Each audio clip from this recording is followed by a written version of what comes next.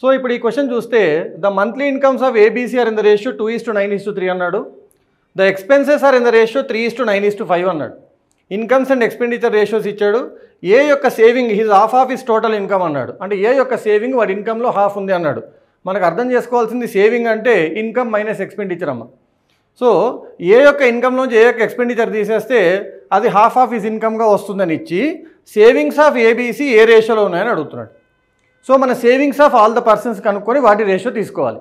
So మనకి ఇప్పుడు ఏ యొక్క ఏబీసీ ఇన్కమ్ 2:9:3 ఇచ్చాడు కాబట్టి నేను వాటిని 2x 9x 3xగా తీసుకుంటాను.